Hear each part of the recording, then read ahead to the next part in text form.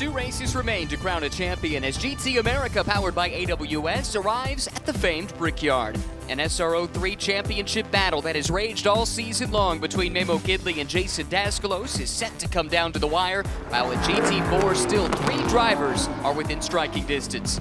Adding some spice to the final event of the weekend, 3 GT2 machines, one each from Audi, KTM, and Mercedes-AMG, have joined the party here at the Indianapolis Motor Speedway. Beautiful afternoon, beautiful venue to close out the 2023 campaign. Greetings from high atop the Indianapolis Motor Speedway. My name is Ryan Marine. Calvin Fish is alongside, and it's our Amanda Busick down in the pit lane. It is full fall weather here today. None of the heat we talked about down at Sebring the last time out, but the heat will be on the racetrack, Calvin, with just 2 races remaining. Championship battles up for grabs. Very much so. We're coming down at the conclusion here of a thrilling 2023 season in both GT3 or SRO3 and GT4. But nonetheless, what a difference a day make. Deluge here yesterday really could tell any real good on-track running, but the teams have come out and qualifying this morning, laid down some fast times. But now it's championship time, so you can perform. We'll talk about those championship battles throughout the show, but let's head down to the pit lane and here with the 3rd member of the team. That's Amanda Busick. You talk about the fall weather here in Indianapolis, Ryan. It is absolutely gorgeous out here right now considering the conditions we had yesterday. You were talking about the championship battles, and that's what we got to focus on as the last 2 races of the season comes right down here to Indianapolis. I was talking to Memo Gidley actually at the parade heading into the weekend. He was signing some autographs for some fans, but just talked about the season that has been for him, just to be back and competing and racing, wanting to close out with 2 more race wins on his side, and therefore locking up a championship.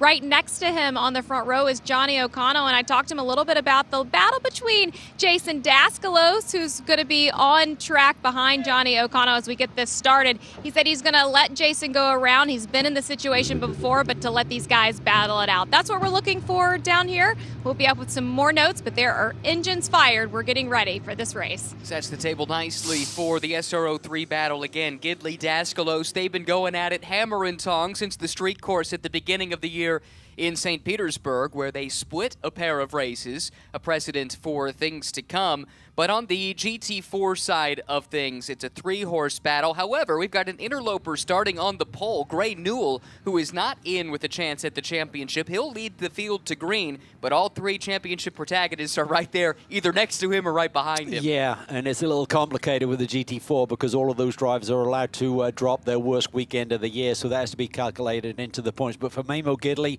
if he wins this race today, even if Daskalos is second, that will clinch him even with the tiebreaker here tomorrow if he scored 0 points. So I think his goal is right now, get that car to the front. We're seeing that car come alive early in the races this year. If he can do that, control this race, the championship may be his. And then the wild card, that is the 3 GT2 cars on the grid here. They've got about the same level of power as a GT3 car, about the same level of downforce as a GT4 car, not quite the same level of sophistication in terms of driver aids as a GT3 machine, so they slot somewhere between the 2 classes in outright pace. Kevin Woods in the KTM was the quickest of the trio in qualifying. He'll start 11th overall. CJ Moses brings his Audi back, and then Dan Knox in a Mercedes. Pretty cool to have that machinery on the grid here this weekend. Yeah, it's really cool to see 3 different brands represented in that GT2 class. So there's a lot of excitement about the potential of what these GT2 cars can do, and this racetrack, the straightaways is where they're going to really shine. But again, these GT3 cars just have a little bit more downforce to work with in terms of the overall lap time. It's a big weekend for the GT2 platform. There's a race going on in Europe this weekend that includes Mr. Stefan Rattel, the S and the R in the SRO, respectively, racing a GT2 car over in Europe. Starting grid for the first of 2 races this weekend, ex-IndyCar driver, former Indy 500 attemptee Memo Gidley starts on pole. Johnny O'Connell will start in the 2nd spot. You heard from Amanda, expect to see him lay back at the start. Then it's Jason Daskalos, who's in hot pursuit of Gidley for the championship, and Mirko Schultes in the Callaway Corvette will start 4th. George Kurtz is in a backup car this weekend. Big crash in the bronze test a few days ago. He starts 5th next to Adam Adelson, looking for some extra seat time. Kyle Washington, he's a busy boy running multiple championships this weekend, starts 7th. And Scott Smithson getting extra track time in preparation for the 8 hour. Then it's Todd Trefford and Mark Austin making up the 5th row. To row number 6, that's where you find the first of the GT2 machines, Kevin Woods in that KTM Crossbow GT2 next to Alex Vogel. Then it's Dan Knox and CJ Moses, the 2nd and 3rd of the GT2 machines, respectively. Does not look like Andy Wilczek is set to start. He was due to line up in 15th, but did not set a qualifying time. GT4, Gray Newell on the class pole. He'll have Jason Bell looking for a 2nd series championship starting alongside. Then it's Rob Holland, only 16 points out. Ross Schwest starts 3rd. Tim Savage and Tony Gaples, Todd Perriott, and Elias Sabo in the penultimate row. And then starting out back will be Nick Shanny, who had pretty good success here at Indianapolis 1 year ago.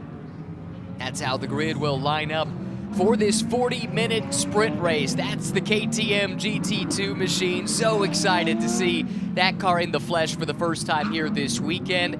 It's stealing a lot of the spotlight, but frankly, we've got to turn our attention to those championship battles. They've been so compelling all season long. They really have, and Mamo Gidley kind of had a little bit of a quiet period, but he bounced back nicely at Sebring with a victory and a runner-up finish. Critically for Jason Daskels, he scored that victory in round 2 there at Sebring to keep his championship hopes alive, but it's slim. If Gidley from the pole position can win this race, that would mean the best that Daskels could do tomorrow would be to tie him in the points, and with Gidley, he's got 6 wins on this season, he would have the tiebreaker there. So Daskels has to go aggressive.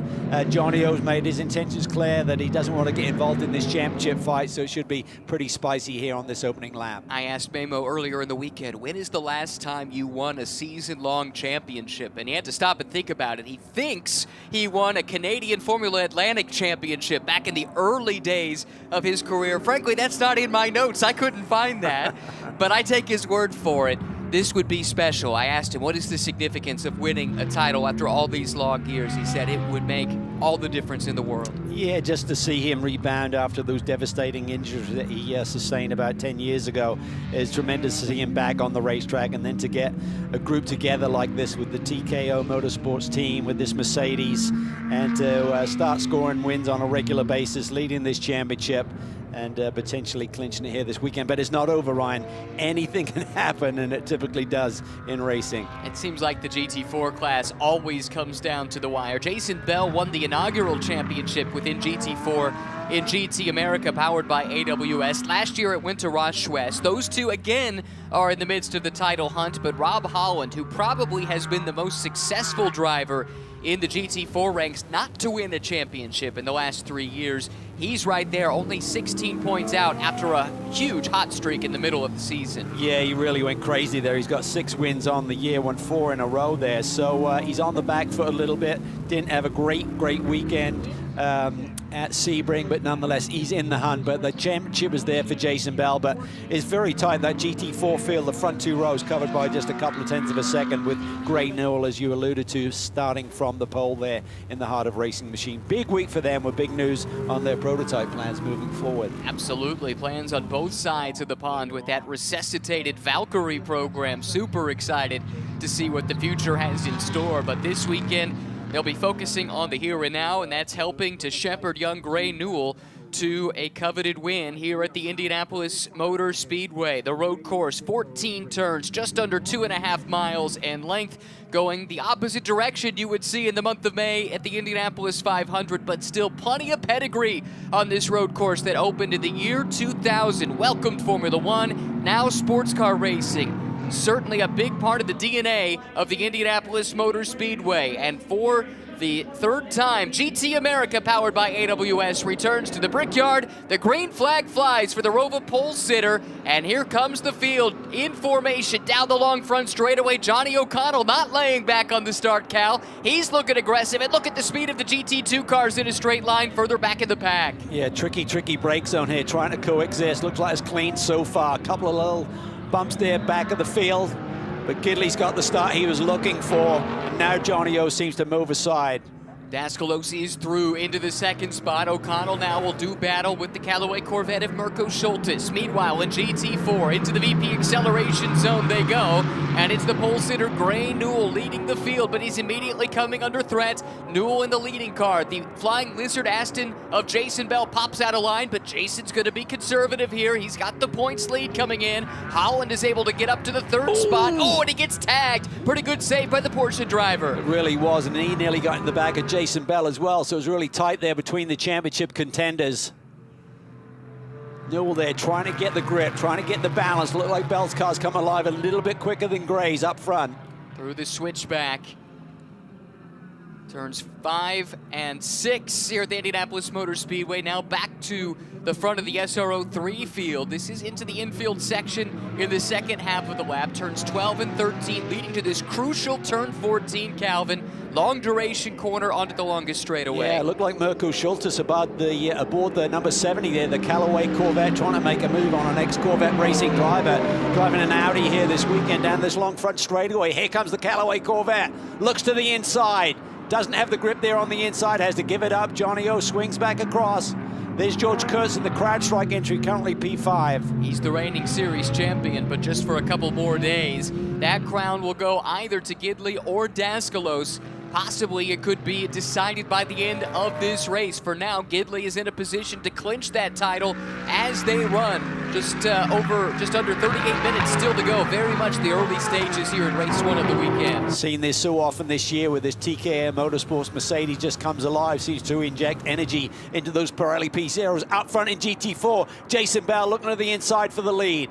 Bell to the inside. He does slot in ahead of Gray Newell, the pole sitter. Newell looks to fight back, but that opens the door for Rob Holland to go on the attack.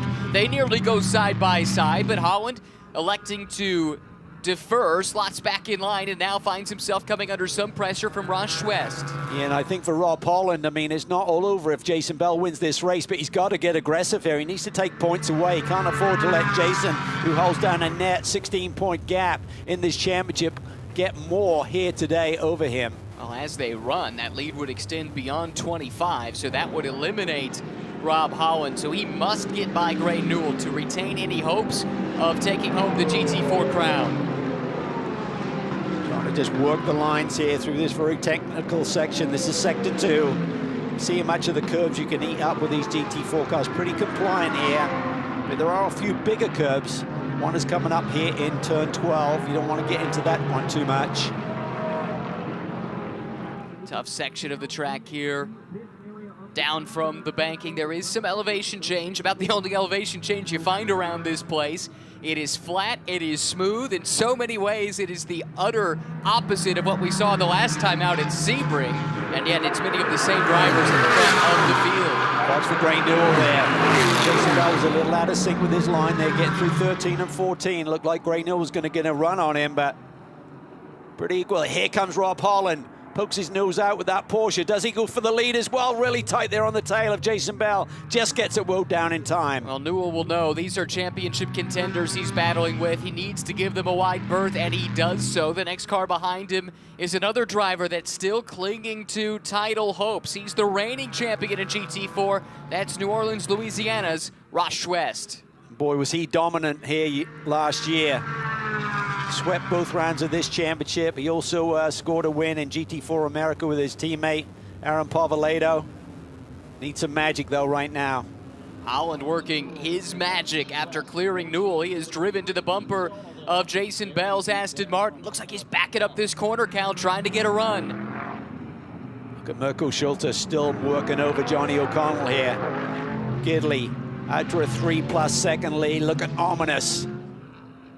Huge weekend for the Corvette brand, announcing yesterday that a pair of their new fully FIA GT3 homologated GT3 machines will be coming to Fanatec GT World Challenge America, powered by AWS, next year. Won't be for the full season, but as soon as that car becomes available, it's already on display here in the paddock, and that is certainly drawing a lot of attention.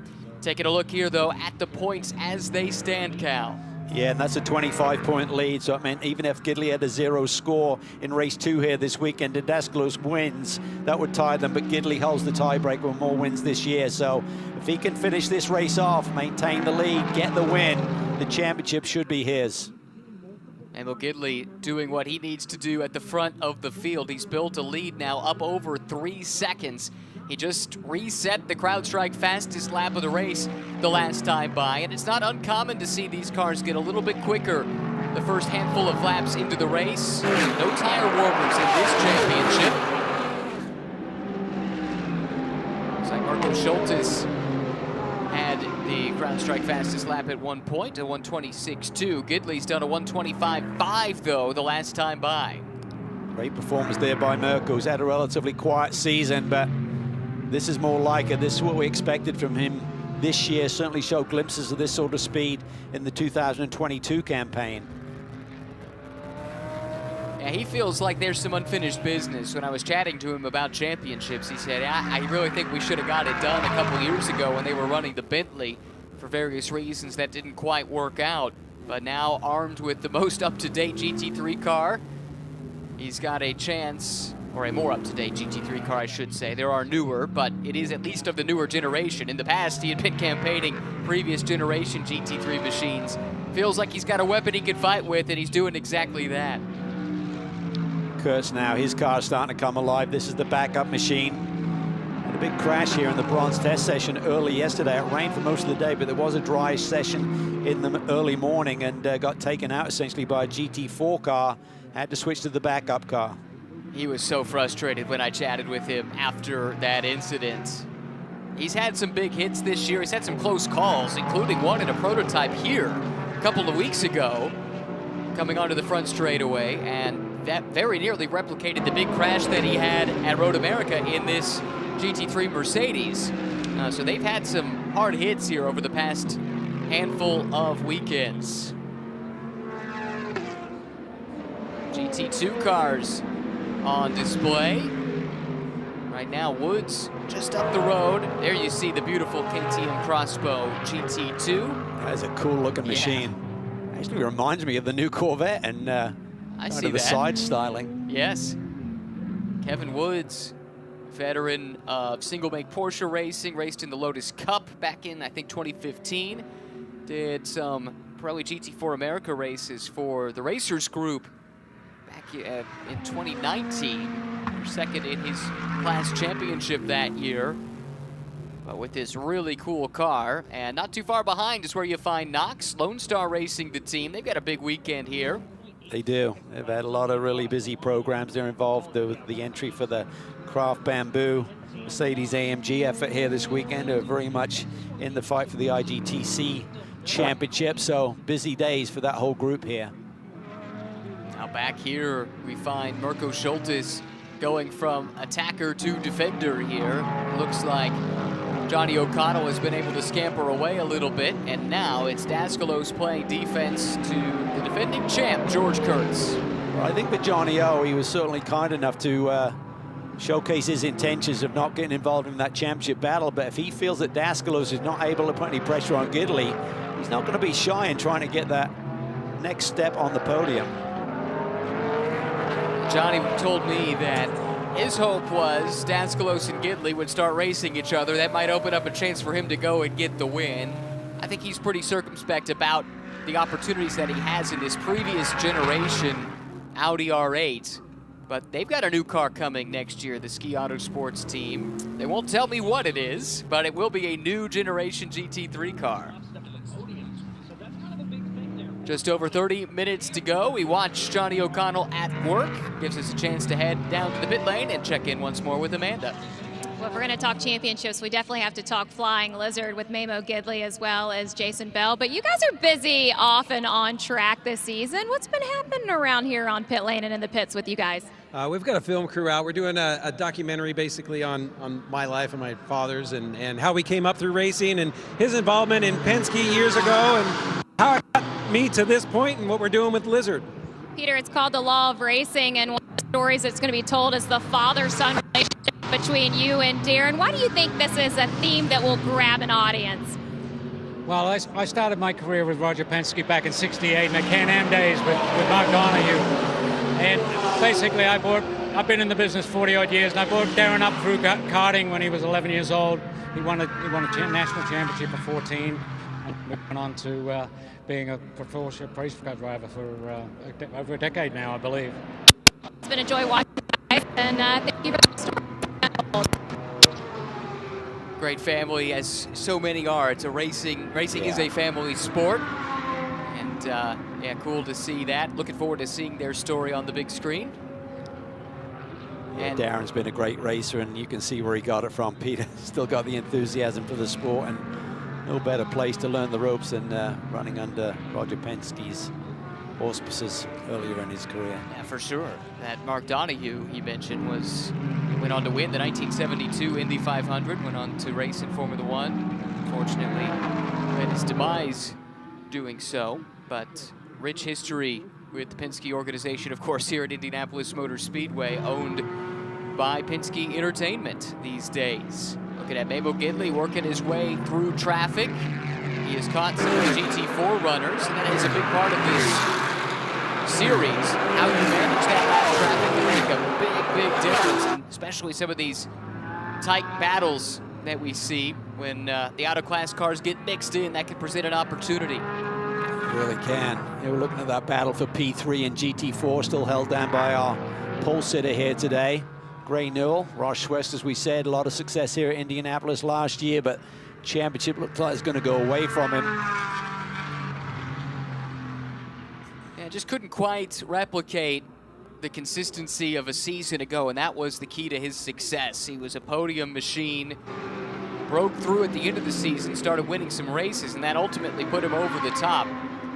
But it was a close run thing. We're talking just a couple of points that settled the GT4 championship last year. It's a difficult formula to replicate. If you're not racking up those race wins, you have to be nearly perfect in maximizing what you can get each and every weekend other than that. And oh, look at this bold move there by George Kurtz. He gets his elbows out, a little bit argy-bargy, and did he turn Tony Gables with that aggressive move on Schultes? That's a scary spot. Gables lets it roll out of harm's way there.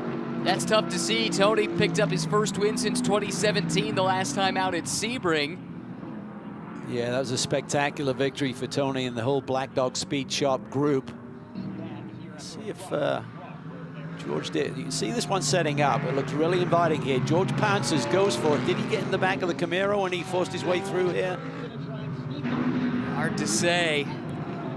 Not conclusive there with that shot, but you'd have to assume that be too coincidental, but you never know. Yeah, there were some Tony close could have calls. maybe seen those cars sort of like coming up the inside, and don't see any damage to that right rear on the Camaro, but nonetheless, up front in GT4, Jason Bell doing exactly what he needs to do.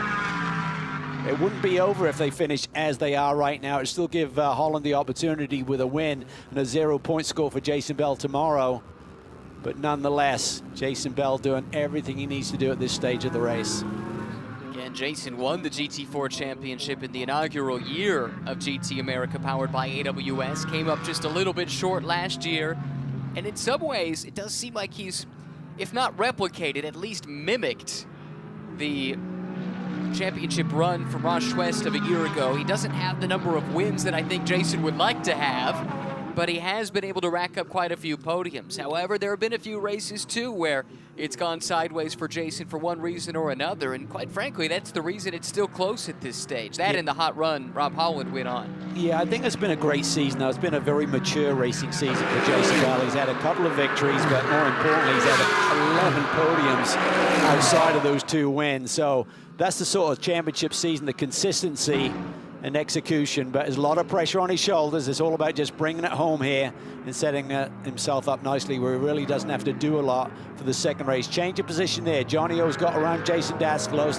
They're the 2 cars you're looking at right now. That blue Audi's gone around the Mercedes. So I think Johnny O said, listen, I'm going to let Jason go after that championship fight with Memo, but with him backing up from Memo Gidley, Johnny O says, I want a bit more today. Yeah, time to go. The gap had grown to nearly 5 seconds, first to second.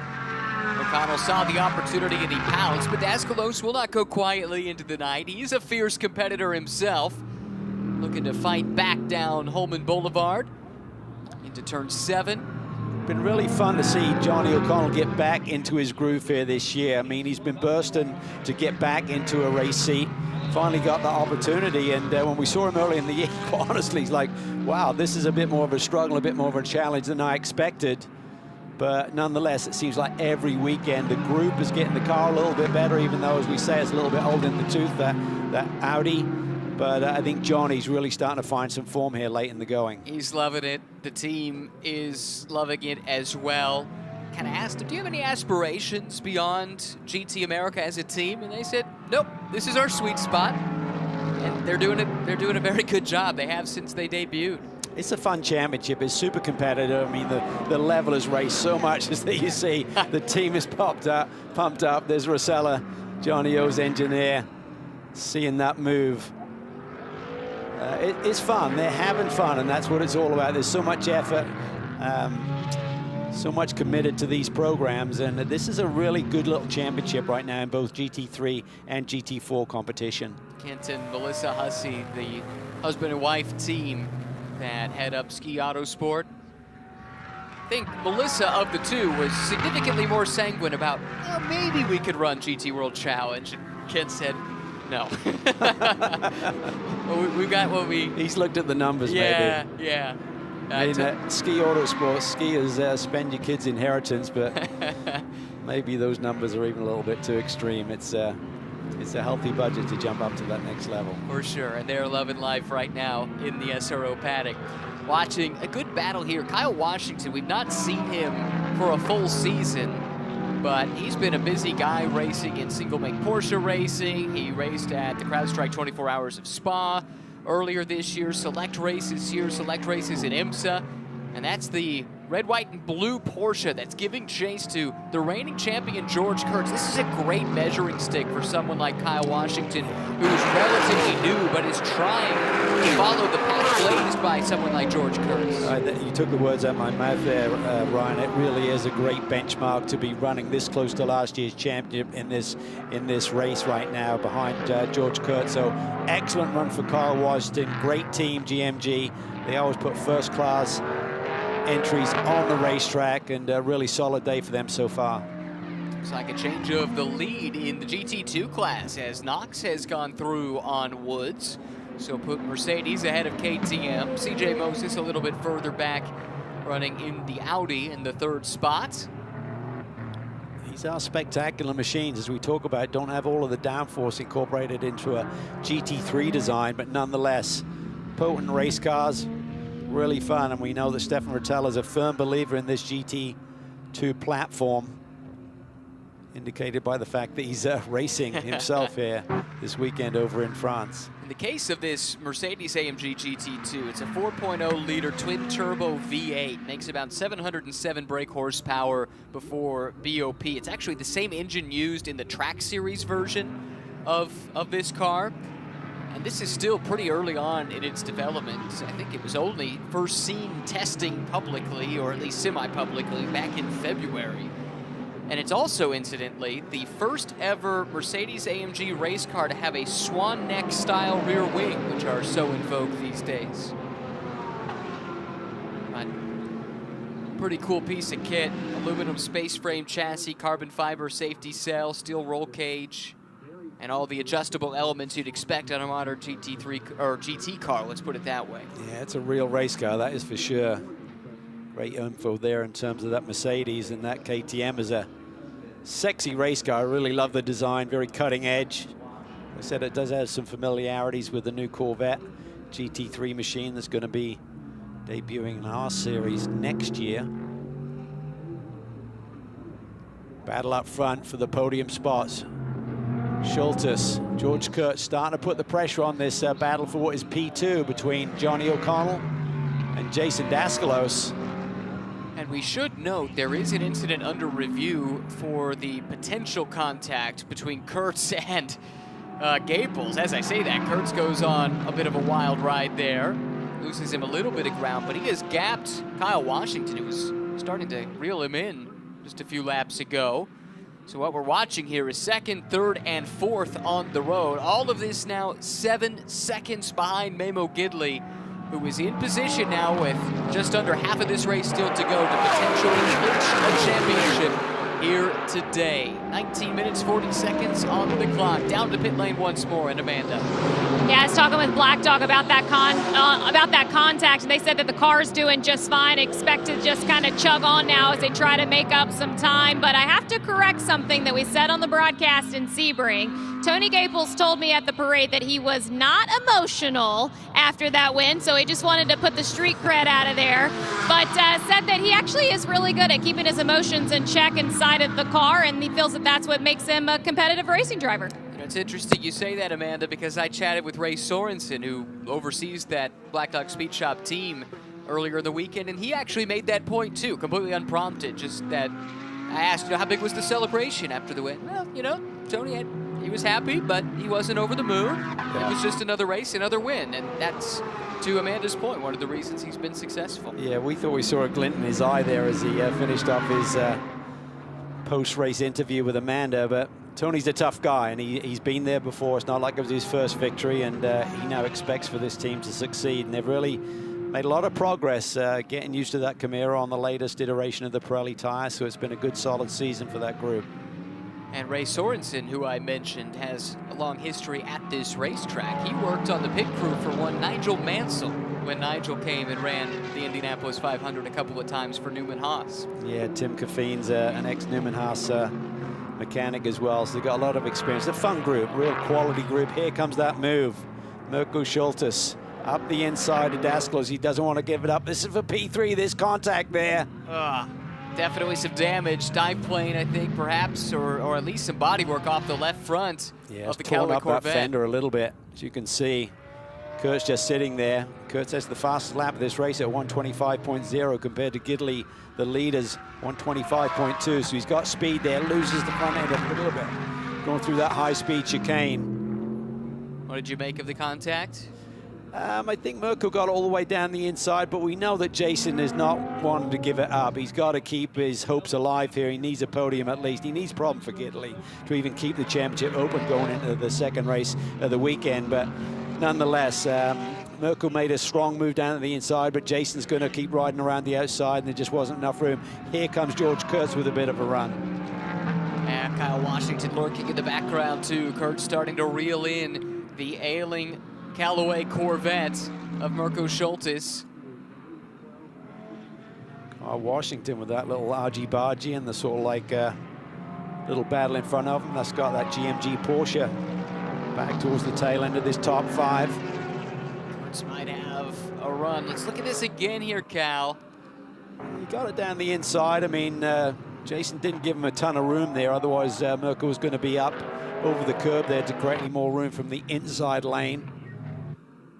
So it was late, but I think it was on. I mean, I think they could have both got through there without contact. They've given each other a little bit more room. Oh, and Schultes was off. Not sure what led to that, but that has allowed both George Kurtz and Kyle Washington to slip through. That is a change of fourth position, as well as fifth. Let's take a look.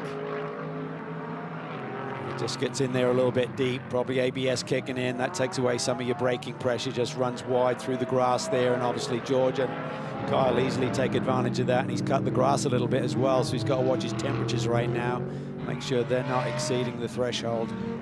The bright side, it is a relatively cool day in central Indiana. Could be losing some downforce, of course, with that damage, which may have affected his braking into that turn one brake zone on that lap, of course. Message from race control that the incident involving Kurtz, Gaples, and the number 70 car as well, that would be Schultes. Interesting that he's lumped into this. All of that will be reviewed post-race. In the meantime, George Kurtz has put his head down and just laid down the CrowdStrike fastest lap of the race at a 125.067.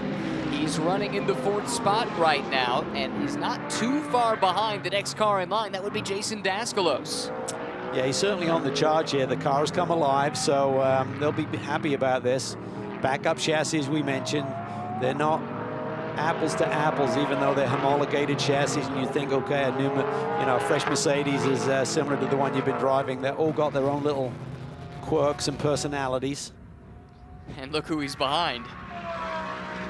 Not sure Tony's going to cut him a whole lot of slack, but Kurtz is able to clear the Camaro of Gaples down Holman Boulevard, and once again sets his sights on Jason Daskalos. I don't see any damage to the nose of George Kurtz, and as I said, with those replays that we caught, we didn't really see any contact. We assumed it was all set up hypothetically that that was the reason for Gaples' spin, but don't see any damage to the front end of the Mercedes. That's maybe why the stewards need a closer look at that before assessing any type of penalty. Absolutely, they'll have a chance to review in-car footage as well as data from both cars, or all three cars in this instance, because the 70 of Schultes also was mentioned in the race control message. Doesn't take much though. A little brush when you're fully loaded and cars in what we call yaw will certainly turn you around there. So if even the slightest bump would have been enough to turn Tony into a spin. Jason Bell continuing to lead, stretching that gap now up to about 3 seconds over Rob Holland. This is perfect. That takes the pressure off, allows him to just do a measured drive to try and get this car to the checkered flag.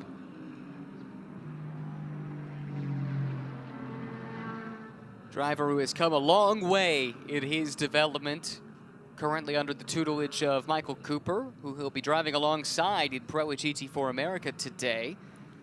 That has not been a season-long role, but they've had success. They've run 2 events, 4 races, won 2 of them. Yeah, they're quick here this weekend as well, so good to see them back.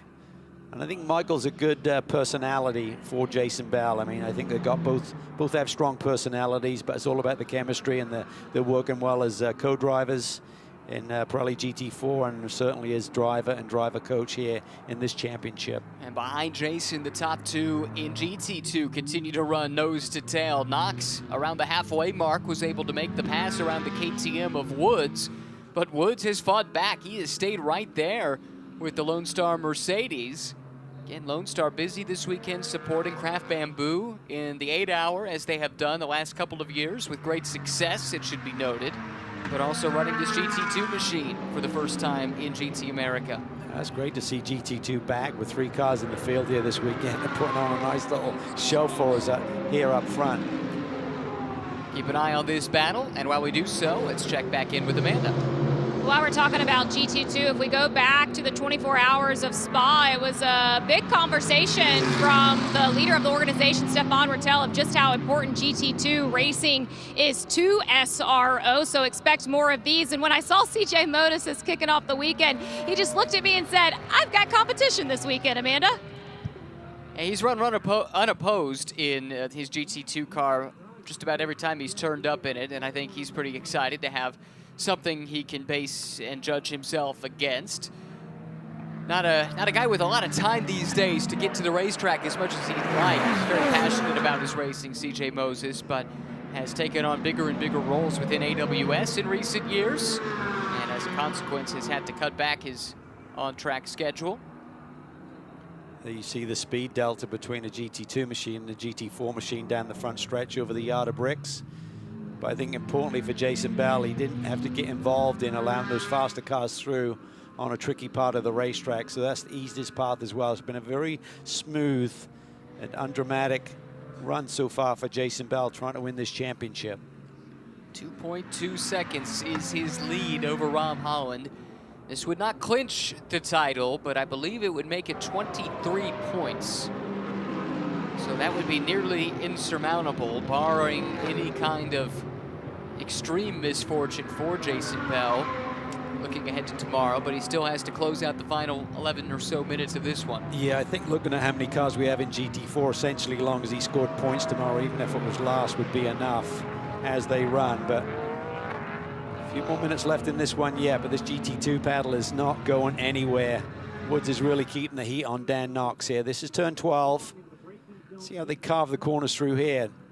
Woods looks a little bit cheeky at times. He had a little poke down the inside in turn 4 on the previous lap. Let's see what he thinks about here. And also see how these 2 cars compare down the front straightaway. It looks like Knox has to wait a little bit to get back to power there, maybe losing some of the downforce through that high-speed right-hander onto the front straight. Mercedes may look a little bit stronger there, may have eked out a bit more of a margin. Chicago Performance and Tuning Company, the team behind this KTM operation for Kevin Woods. Boy, did he take some out of that gap into the braking zone, so maybe there's a bit more downforce in that crossbow. Hard to imagine two more different race cars, and yet, look how evenly matched they are through the switchback here one more time. Yeah, I saw on a previous lap, he lost a lot of ground there with understeer through that high-speed chicane. He elected to use a lot more of the curb there. Now we're coming into the brake zones where we think the car may be a little bit stronger. Doesn't get alongside, but fortunately doesn't get into that awkward position where he's halfway along before the Mercedes turns in, so they keep it clean. Just a fantastic duel. Look at this, speaking of good Kyle duels. Washington. Yeah, Washington is through on to both third. Daskalos and Kurtz. Good spot. Wow. Oh, and he goes now wide. he's off. Wow. Maybe got a little bit excited there. That's through turn 4. He just got a little bit wide. Maybe got out in the marbles. Look at the amount of ground he's lost. Now he's got to get those tires cleaned up, and Schultes is back on the attack as well. Obviously, Mirko's able to keep those temperatures under control despite that grass being in the radiator grill. Oh, this is close between these two. Washington in the Porsche, Schultes in the Callaway Corvette. And it's the Corvette that edges ahead this time. Oh, Tim Savage has had it off, and it's right in front of this battle that we're watching. Daskalos and Kurtz make it through. Schultes now, he has the position, but can he hold it? Kyle Washington on the counterattack. Fabulous little battle there in the top 5 today. Gidley's out in his own zip code, 7.5 second lead right now, but behind him, battles throughout this competition. Yeah, Johnny O'Connell's scrap with Daskalos was really good. He's been able to clear it out and has a 3-second edge over the third place car. But then you get to this, Daskalos, Kurtz, Schultes, Washington, down the front straightaway at the Indianapolis Motor Speedway. Second to last race of this season, only 8 minutes to go in this one. Yeah, Kurtz is feeling it. The car is quick. He wants another podium. He knew coming in with the amount of Mercedes in this field this year and the level of the competition with guys like Gidley, etc., doing it full time, and Johnny O coming back to competition. It's going to be a tough year, but I don't think he anticipated it being this difficult of a campaign. Wrinkle in this battle, and it has some trickle-down championship implications. A 5-second drive-through time penalty issued to Daskalos for shortcutting the chicane. That's turns 5 and 6. So where he runs right now, Kurtz would, by virtue of that penalty, leapfrog ahead. And that means that even if something happened to both Gidley and O'Connell, Daskalos would have to clear Kurtz by over 5 seconds to still be able to win this race and still be able to be within shout of a championship. So things do not look promising. No, certainly Gidley's past the point he's going to score points here today. So even if he had any kind of drama here in the end, he'd score a few points. But yeah, Daskalos' day has not gone the way he would draw it up, I'm sure, coming into this weekend. He knew it was going to be a tall order, but nonetheless, race pace was just not there today for him. So much at stake, though, in this battle. Coming in, the difference in points was 16. The difference between first and second, 7 points. So as they run now, Jason Bell would extend his lead to 23. If Holland could make the pass, however, it would go to 9 points headed to the finale tomorrow. That's what's at stake in that duel. This is again checking in on what we just mentioned, that post-race time penalty coming to Jason Daskalos. Yeah, and that's really significant because if Holland can get around, then he went on to win again in race 2 here this weekend. That would mean that Jason Bell would have to finish on the podium. So that is huge. Totally different dynamic for Jason Bell as well, but we're focused in right now on a battle that really is not real in terms of Daskalos has got that 5-second penalty that you alluded to. So for Kurtz, he'll be aware of that, but Holland keeping the pressure here on Jason Bell. Holland, the much more experienced driver of the two, racing in everything from the World Touring Car Championship, British Touring Cars, GT cars. This is the shortcutting question, by the way, and it looked like Daskalos just bailed, not sure what the situation would be when he arrived there. And the stewards did say in the drivers' meeting they would look to see if an advantage was gained, and if so, they would assess the appropriate penalty. And they clearly saw there was an advantage gained. Yeah, they must have looked at the time codes with the timing lines around the race circuit and decided that, you know, okay, he took the shortcut, but he also just kept his foot in it and gapped the competition behind. So that's the only way they can really address that. But Rob Holland is really keeping the pressure on Jason Bell. Jason's got to keep his cool here. Holland looks to the inside. That was a bit of a late move. That was kind of reactionary. Now he's in the middle of the road, not ideal to turn into turn 7, so he's got to watch that. The stewards will be looking at it. You've got to be proactive. You can't suddenly start moving in reaction to the car behind you. Yep, that was made very clear, as it is every weekend. Also clear to me is that, at least at this late stage in the race, the edge is with the Cayman. Rob Holland appears to have the pace, but can he get by Jason Bell and carve into the points deficit? Jason knows exactly what's at stake here. Does it turn into a nice night, a nice dinner tonight to think about the race weekend with a healthy championship lead, or is it going to be sweat and bullets wondering about what will happen in the final race of the championship if he doesn't win this race? Warning issued to Jason Bell for blocking, presumably for the move we looked at just a few moments ago at the end of Holman Boulevard. And you're right, Cal, you're got much different thoughts going through your head when you put your head on that pillow at the end of the night, depending on how this race plays out. Oh, this is tight with mixed class traffic coming through. That's Mark Austin in a GT3 spec Mercedes. Difficult dynamic there. Just the timing of that move by Austin around our GT4 leader almost opened up the door for Rob Holland, but he's keeping it clean. He's not getting desperate. But it is desperate times for Rob Holland. He has to find a way. He has to find the key to the lock here to get this victory. Overall leader Memo Gidley coming through. Could this present an opportunity? Is there a gap opening up for Rob Holland? He'll try to follow Gidley through. Slots to the inside. The fight for the lead goes to Rob Holland with just 3 minutes to go. That was perfectly timed by Rob Holland. You drew it up, Ryan, and it's like he was on the same playbook. Just follow Gidley through. Nothing that Jason Bell could do about it. He couldn't protect. He couldn't get over to the apex early. By the time he could, by the time Gidley cleared him, Holland had filled that spot. Desperate times late in the season. Everything on the line. That was effectively... that's a late move. Boy. That was a late move there down at the inside of Jason Bell. That was Alex Vogel coming through in the MRS GT Racing Porsche, and that gives Rob Holland just a little bit more breathing room. Looks like it'll be 2 laps to go as the leaders come through. Fight still on here, though, between Schultes and Washington. This is for 56th. Great run there by Washington. Schultes just trying to figure it out, see how they stack up. Looks like the Corvette's got a bit more straightaway speed. Kurt still thinking about a move on Daskelos, but he knows he's going to get that podium spot if he keeps it within 5 seconds of that Mercedes in front of him. Kurtz has been able to do just that. Has the CrowdStrike fastest lap of the race. The lead has come down. It was up to nearly 8 seconds, but Memo Gidley still has the advantage over Johnny O'Connell, and that tells the tale right there. The gap first to second in points as they run in excess of 25. Only 25 points left on offer tomorrow, and Gidley had the tiebreaker anyway. So as they run, Memo Gidley would be the champion-elect as he crosses the start-finish line. Yeah, and the concern for Daskelos is that other group gets a little bit closer, so Schultes and Washington, they could suddenly be within 5 seconds as well, so he can not only drop 1 spot, but maybe more. Field coming through the infield section on the south end of the track. Expect to see the white flag for the leader, this time by Memo Gidley. Comes across the yard of bricks, just 2.5 miles to go for Memo Gidley to find victory lane and a championship here at the Indianapolis Motor Speedway.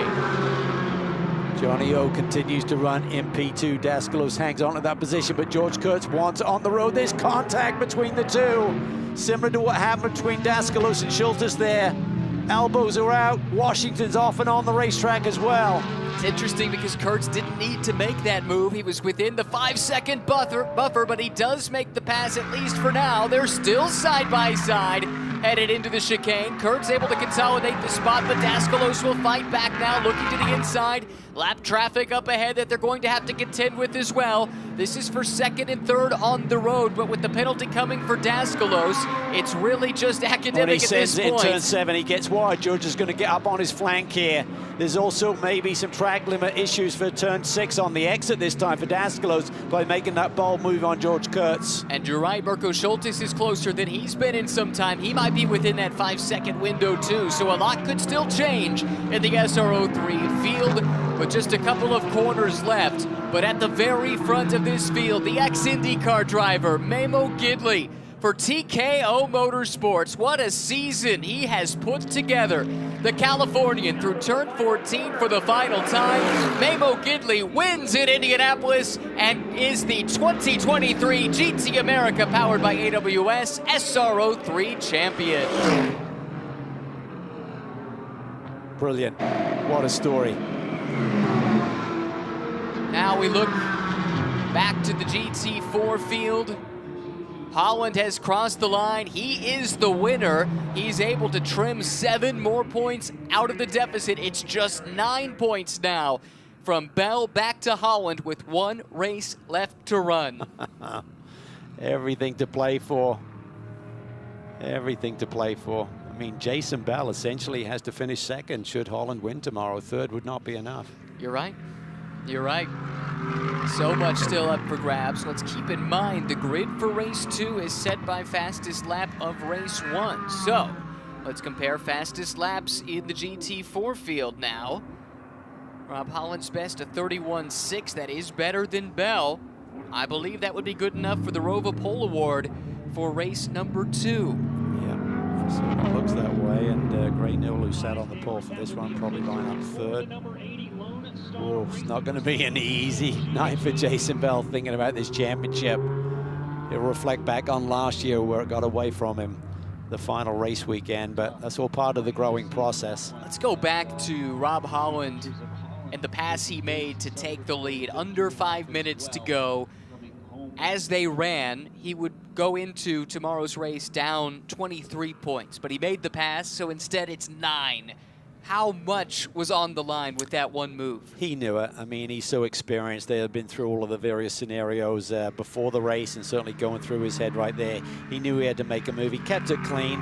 It was a great battle that he put on with Jason there, but you know, that's what we have multi-class racing. It throws you a curveball now and again. Jason didn't get any favors there with a couple of cars, and ultimately it was our overall leader and winner, Memo Gidley, that opened up the door there for Rob Holland. He just got it, tucked it back into the draft of that Mercedes, got it down the inside for turn 7, and nothing at that point that Jason Bell could do. There's no point in getting aggressive. There'd be damage or potential contact, so he just had to let him go. And for Memo Gidley, this long-awaited championship, the first in multiple decades, let's put it that way. We're not entirely sure, neither is he, when the last one came, to clinch it with a victory here at Indianapolis. So sweet with 1 race still to run. Gidley over O'Connell, 2.6 seconds. Then it's Daskalos and Kurtz, but that is before the time penalty is put into effect, I believe, for Daskalos. So I think that should put Schultes up 1 more spot as well as Kyle Washington. So that drops Daskalos all the way back to 6th in the provisional results that we're looking at on our timing screens at the moment. Let's give congratulations, didn't get to mention it, Dan Knox able to get around the KTM and hang on for the lead and the win in GT2. That was fantastic to see. As we look at our SRO3 points, Memo Gidley with a lead of 28, only 25 left on offer. He is your 2023 champion-elect. George Kurtz, the reigning champ, solid 3rd in points in his title defense, which comes to an end here today. And in the GT4 class, again, Rob Holland over Jason Bell. What a tremendous effort. Great race between them. Gray Newell, a sporting 3rd, will stand on the podium here at Indianapolis after starting on the pole position earlier today. Into victory lane at the Indianapolis Motor Speedway That's where every driver wants to wind up at one point or another in their career. Let's look at points here in the GT4 class. Now, one thing you have to factor in as you look at the points on the screen, there is a dropped event as far as points go in GT4. This does not factor that in. So it looks like it's a pretty healthy lead for Jason Bell, but not so. Instead, Rob Holland has a very good chance looking ahead to the second race of the weekend. Yeah, he does. I mean, the way I look at it, I think that Jason Bell has to finish second tomorrow, so we'll look at those points officially overnight and clarify by the start of the final race of their championship season. There you can see what it means to Memo Gidley to bring home a title for TKO Motorsports, and for Dave Traitel, who believed in Memo, gave him this chance to resume his racing career after a life-threatening injury going on a decade ago, and to cap it off with a race win and the 2023 championship still with a race to go. This will be an emotional victory circle, I have no doubt. Couple of legends right there, Yep. Memo and Johnny O'Connell. Couple of guys who looked like they might be headed for IndyCar stardom at one point in their careers, and for various reasons it didn't quite pan out that way, but carved out great careers in sports cars. Two of the best, real great personalities, great characters, and great to see them getting the second lease on life with their racing careers for a variety of reasons. Well, let's hear from our champion-elect. Memo Gidley is with Amanda. Meme, you climbed into that TKO Mercedes as the points leader, and you climb out as the 2023 champion. You are a champion yet again, and looking at the journey for yourself. I think Calvin said in the booth, what a story. How will you tell it? Well, what an awesome experience. I mean, to be out here racing the TKO Mercedes is just unbelievably awesome. To be at Indy, I mean, I love anything old, and this track is included. It's got so much history. I love being here. And this season, you know, we've had, it's been close all the way along. I love racing here because we have guys that are well-known, you know, icons like Johnny O'Connell, and guys you haven't heard about. It's just like when I go to the go-kart track, some people are faster than me. I've never heard about them before. So great racing this year. It's been a nail-biter, and I can't wait to get to bed tonight. Have a nice, solid sleep tonight. Congratulations to your 2023 GT America SRO 3 champion, Memo Gidley. Awesome drive, and that's got to be liberating looking ahead to the second race of the weekend, knowing there is nothing at stake. You can just go out and look for that trophy. Like he said, you can sleep easy. I think he's had a few restless nights thinking about what may go wrong, but a great performance of a championship team. What a dramatic GT4 race we had today. Amanda, let's hear from Rob Holland, who's got a chance to win a title of his own tomorrow. Well, you talk about the swing that it was between finishing first or second between you and Jason in this championship. Go back to the past. How long did you line that one up? The whole race. I mean, that was literally it. It was a strategy. We couldn't run that pace at the Astons at the beginning, so it was just being patient, running the laps. I was a little concerned when GT3 traffic caught us. I wasn't really sure that we were gonna, if we lost too much time, but you know, at the end of the race, we were still banging out the same laps, and that's what did it. It was just kind of reeling him back in, and you know, getting him when he was where he was vulnerable. Based on lap times, you'll start behind Jason Bell again tomorrow. How do you plot that one going forward? Well, I understand. I think we're on pole, but if we are, then great. If not, you know what? It's the same thing. You know, it's just keeping the pressure on. Jason's a tough competitor. You know, we know that what we've got to do. You know, we got to do whatever we can to keep the championships alive for Motul, Hella Pagid, Autobahn, all the guys. You know, really they're pulling for us right now, so we got to bring it home. Looks like they should be on pole tomorrow based on the numbers we're looking at. Let's compare and contrast. He's not going to sleep well tonight. Neither will Jason Bell. They've got a lot still at stake. Ross Schwest effectively eliminated from GT4 contention here today, the reigning champ. This is replays of race one.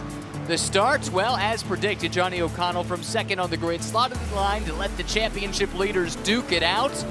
And they did just that in the early stages. Then we had the championship leaders fighting in GT4. Jason Bell knifing his way to the front around the pole sitter Gray Newell. Rob Holland looking pretty aggressive in the early stages too.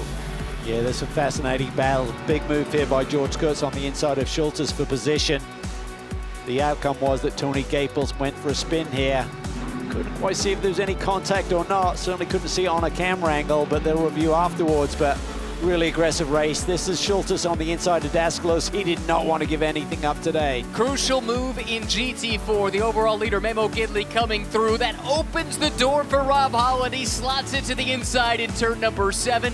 From second to the lead, he'd go on to win in class. Memo Gidley scores the win, and his points lead is insurmountable. He is the 2023 champion-elect. It was a strong day, a strong season for the defending champion GT4 Ross Schwest. Ultimately, not quite enough. The battle is between Jason Bell and Rob Holland headed into the final race of the weekend in GT4. We got one more interview to get for you down pit side, so let's head back to Amanda now.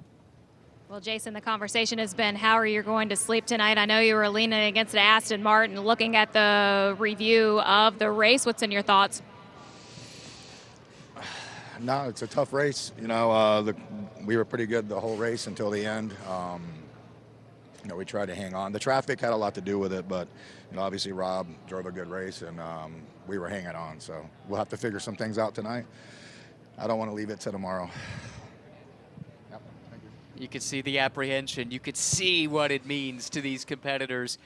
That is not the look of a man who is going to rest easy in his hotel room tonight. No, I mean, he was going through the first phase of that race saying everything's to plan. Basically, this is in the bag, and then suddenly it's a totally different dynamic heading into the final race of this season.